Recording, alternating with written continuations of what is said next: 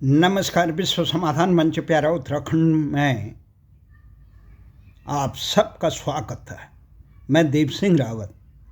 आज 22 जुलाई 2026 की सायंकाल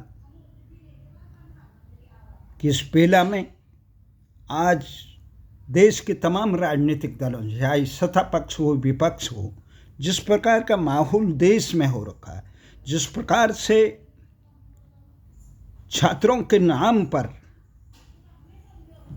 जंतर मंतर या देश के विभिन्न भागों में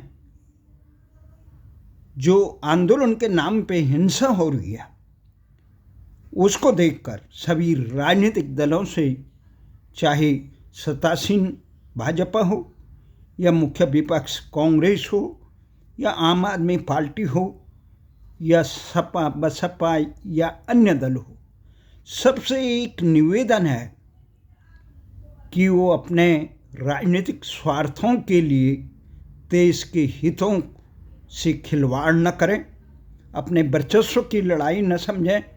देश एक गंभीर खतरे में है। तमाम विश्व की ताकतें जिस प्रकार से अमेरिका और अन्य देश भारत के हितों को रोंदने के लिए षड्यंत्र कर रहे हैं, उसे देश के हित में अपने दायित्व का निर्वहन करते हुए मजबूती से ये काम करें। छात्रों, युवाओं सही आम जनहित में कार्य करें। भाषणों से, बहसों से नहीं, अपितु अपने कार्यों से इतना मजबूत कार्य करें, देश की नींव मजबूत हो, देश में शासन प्रशासन व्यवस्था हो। खासकर जिस प्रकार से 20 तारीख को देश की राजधानी दिल्ली में संसद के निकट जो कॉकरोच पार्टी के आह्वान पर जो संसद का घेराव का था, संसद मार्च था, उसमें जो हिंसा हुई, उसमें निर्दोष छात्रों को, पुलिस प्रशासन के आदमियों को, पत्रकारों को और देश की अस्मिता से जो खिलवाड़ हुआ, उसे देख के बहुत गंभीरता राजनीति करने का और समय है। और कल जो 21 तारीख को नेता प्रतिपक्ष राहुल गांधी ने प्रधानमंत्री के कार्यालय पे जो धरना दिया था, उसको जिस प्रकार से सत्तारूढ़ भारतीय जनता पार्टी ने उस पर प्रतिक्रिया दी, देश के लिए गंभीर खतरा बताया, उसे देखते हुए मुझे वो याद आए वो दिन जब 1994 में उत्तराखंड राज्य आंदोलन के समय उत्तराखंड के आंदोलनकारी हम साथी एक गुप्त रणनीति के तहत नरसिंह राव सरकार के कार्यकाल में उनके आवास साथ रेस कोर्स रोड पर दोपहर से पहले यकायक छापामार दस्ते में, जिसमें 50-60 महिलाएं थी और 15-20 से ज़्यादा युवा थे, आए और प्रधानमंत्री कार्यालय पर एक निश्चित समय पर धरना दिया। पुरुष आंदोलनकारियों को तो पुलिस ने साइड कर दिया, परंतु महिला पुलिसकर्मी वहाँ पे पर्याप्त संख्या में नहीं थी। इस कारण आधा घंटे तक वो धरना चलता रहा। मुझे हटाने के लिए उन्होंने प्रयास किए, पर मैंने पत्रकार बता के वहाँ पे रुक गया। उसके बाद जो इस आंदोलन में थी हमारी महिला शक्ति, उत्तराखंड महिला मंच की कमला पंथ,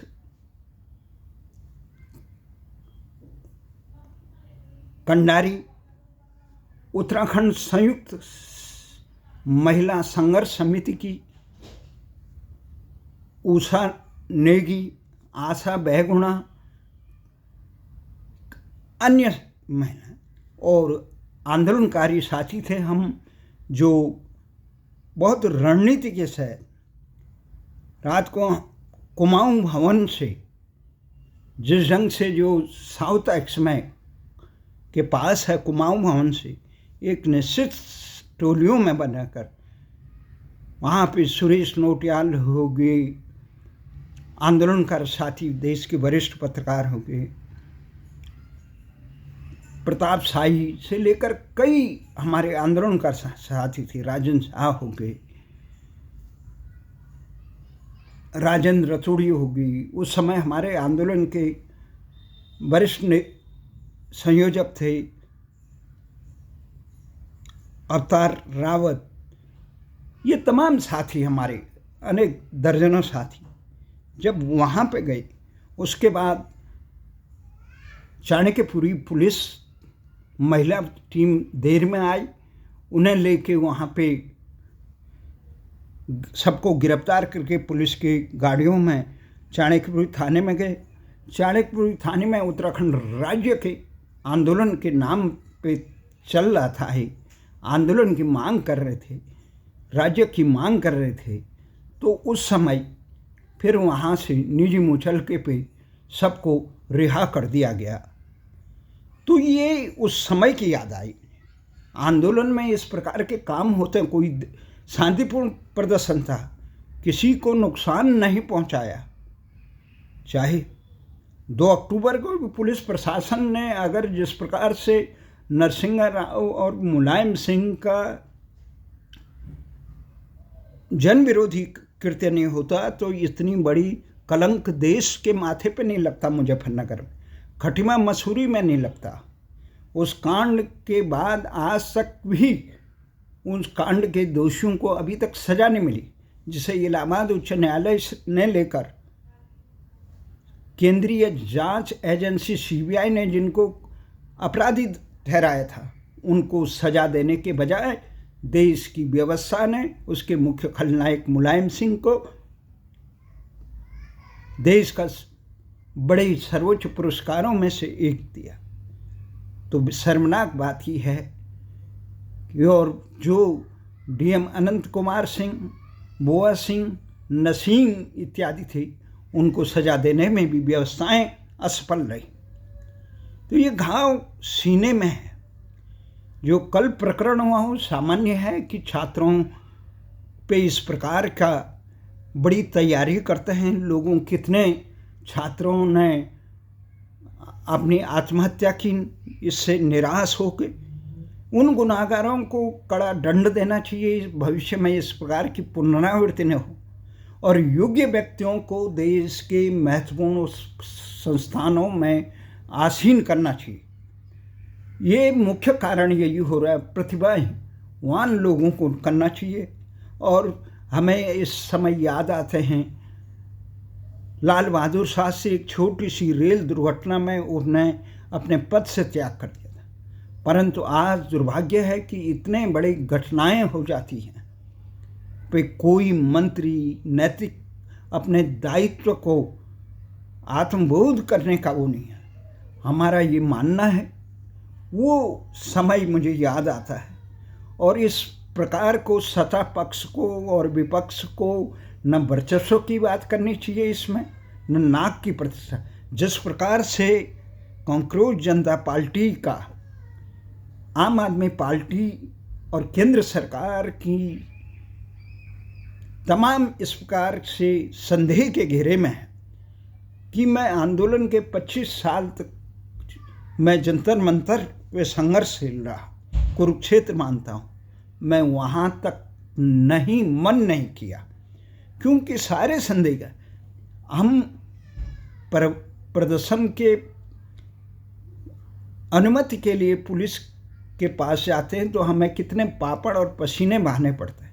यहाँ पुलिस स्वयं एयरपोर्ट में जाती है और वहाँ से एक सम्मान की तरह उन्हें ला के वहाँ पे आसीन कर देते हैं।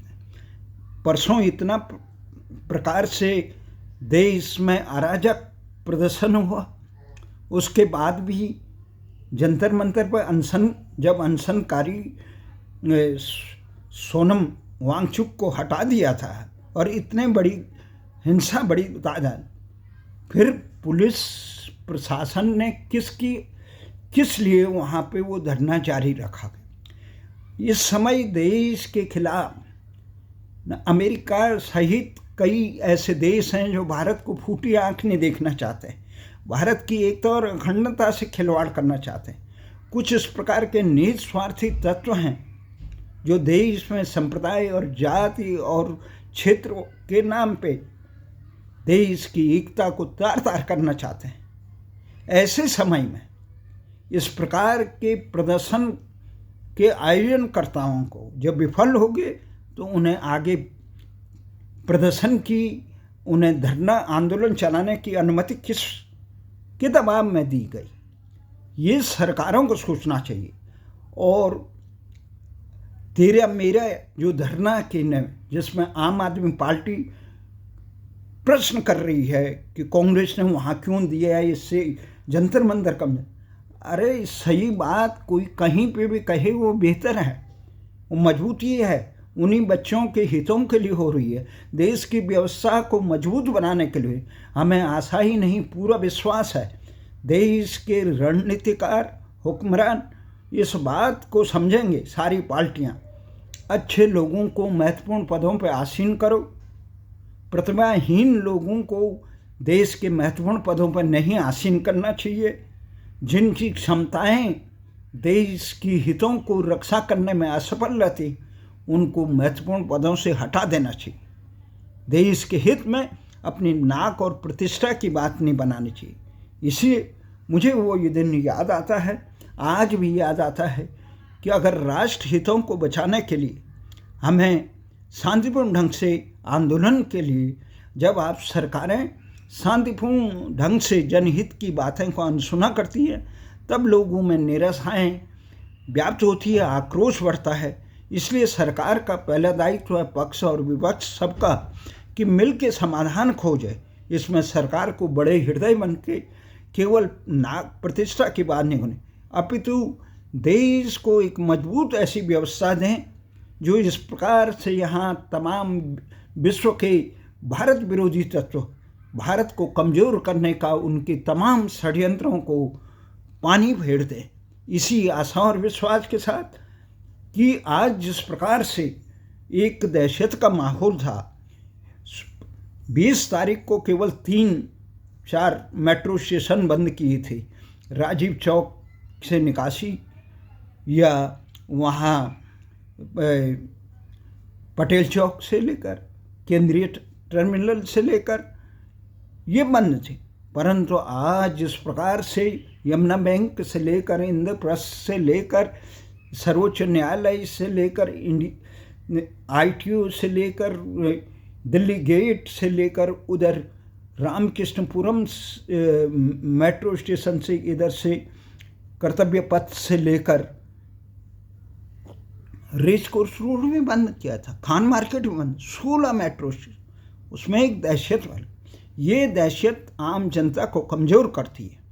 शासन प्रशासन को मजबूती से अनावश्यक बल प्रयोग भी नहीं करना चाहिए, परंतु आपराधिक प्रवृत्ति के लोगों को किसी प्रकार से प्रश्रय भी नहीं देना चाहिए। उनको ये एक प्रकार खतरे की घंटी है देश को सावधान करने के लिए। आने वाले समय में कोई इस प्रकार की घटनाएं न हो, इसलिए शासन प्रशासन और पक्ष विपक्ष सबका कर्तव्य है राष्ट्र को मजबूत करने का।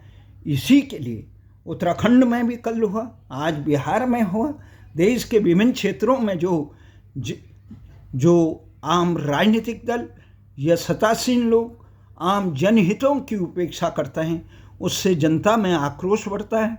अपने देश की देश इन नेताओं और शासन प्रशासन के लिए कितना खर्चा करता है, इतनी सुविधाएं देता है, उसके बाद भी अपने मूल दायित्व का निर्वहन न करके अपनी प्रतिष्ठा का प्रश्न, ये देश की रक्षा का प्रश्न होना चाहिए, देश के बच्चों नौनिहालों के बचाने के लिए। इसी आशा और विश्वास के साथ कि शासन प्रशासन भारत में मंडराए खतरे के बादलों को प्रशासन और राजनीतिक दल मिल के इसका समाधान करेंगे। जय हिंद, जय भारत।